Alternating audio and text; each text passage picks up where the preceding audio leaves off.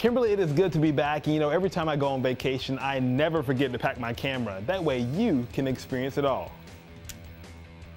The only thing I really knew about Seattle before visiting was that Starbucks started there, which I was very happy about, and something about a movie called Sleepless in Seattle. Seattle. Right. I quickly learned those were just the whipped cream on this latte-driven city filled with arts, entertainment, food, and fun. I started downtown at the original Starbucks, which opened in 1971. The shop still has the original logo along with photos from those baristas of yesteryear. Things were getting fishy next door at the world-famous Pike Place Market, called the Soul of Seattle. The throwing of the fish was my favorite part.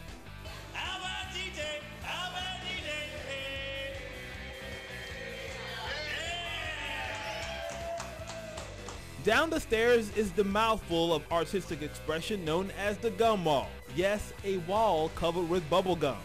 I was told one of the best ways to see the city was on this amphibious bus. On the roads, we saw the Space Needle, of course, along with other landmarks. In the Bay, I got some entertainment facts.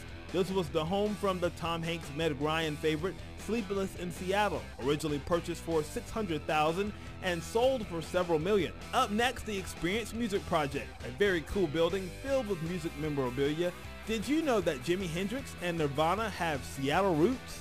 The Emerald City is known as the birthplace of grunge music, and inside this gallery you could see Jimmy's flashy clothes, his notebook, or even Kurt Cobain's potted meat collection.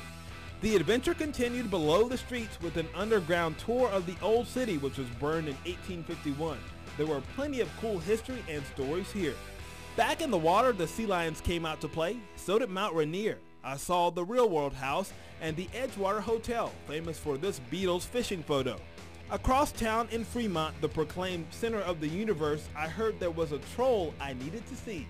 There was even more to see in Vancouver, British Columbia. I stumbled upon a nude beach, my clothes stayed on, had some fun with the laughing Buddha statues, posed next to the Olympic history, but I have to say the most awesome part was my trip to the Capilano Suspension Bridge, 230 feet above the river, 450 feet across, all in the name of adventure.